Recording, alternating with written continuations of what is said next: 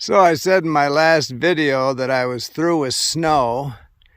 I've been off the trail for 2 weeks, and this is the trail leading up to the Arizona Trail from Oracle, and it's full of snow. So you never can tell. So I'm at the junction to Oracle. I just came up from Oracle, back on the Arizona Trail. 2.6 miles according to the sign, but that just takes you to the trailhead. Then you got a couple of miles to walk if you want to get a bite to eat. Unless you're going to stay overnight there, which a lot of people do. Then the host takes them to the trailhead a couple miles north of 77 and they skip this 10 miles, but I wouldn't do that. This is kind of a transition zone. Beautiful views. If you want to stay overnight, stay at the Jinks Ranch. It's a couple miles down here right on the trail. I've heard good things about that.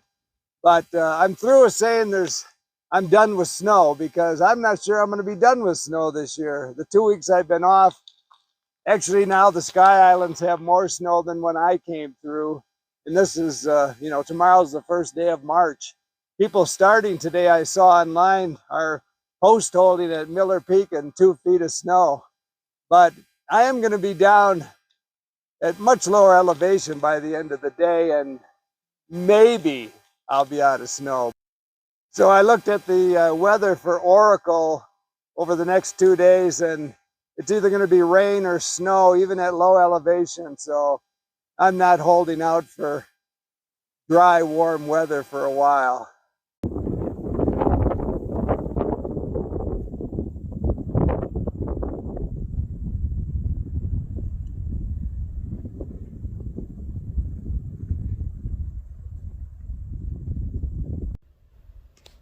Jinks Ranch. That's where you can find some probably food, lodging, camping, maybe transportation. Looks like a pretty cool place. I've never stopped there, but right off the trail.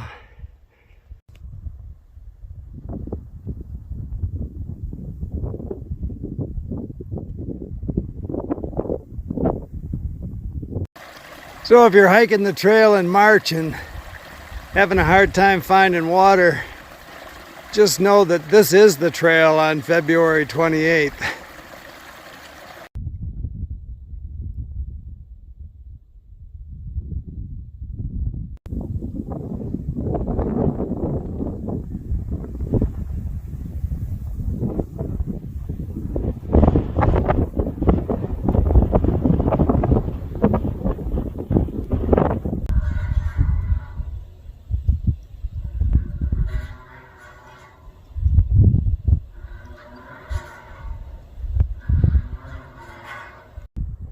So when you cross Highway 77 near Oracle, it's a 2-mile road walk up to this trailhead.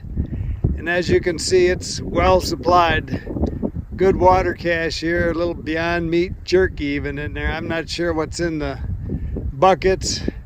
I've got plenty of everything, so I just wanted to see how it was stacked. There is one under the bridge at 77 too, with a couple gallons in it at this time.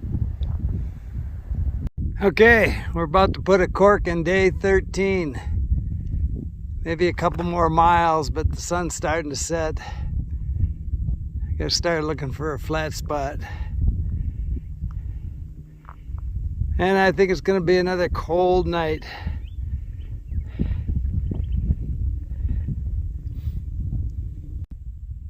I'm at mile 214 and a half. I probably have a mile of daylight left. But about 5 miles back, 2 miles in from the trailhead, I saw a tent, kind of a budget tent, sitting right next to the trail. And the wind had it kind of listing up. It was a freestanding tent. My thought was that I'd seen a lot of trail maintenance south of 77, so I thought, well, maybe it's somebody up here doing trail maintenance and they just set their tent there and they're going to spend the night there. There was a newer car parked at the trailhead, but I saw no trail maintenance for the last 5 miles since I left there.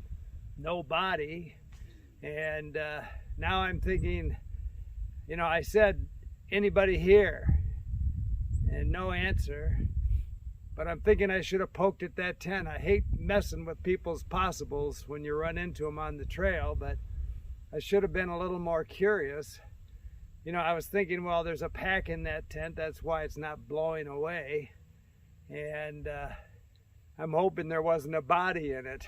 You know, again, I should have poked at it a little bit, but I didn't think about that for, 3 miles up the trail when I didn't see anybody and no trail maintenance. So something wasn't just right back there, but I guess I'll read about it in the papers.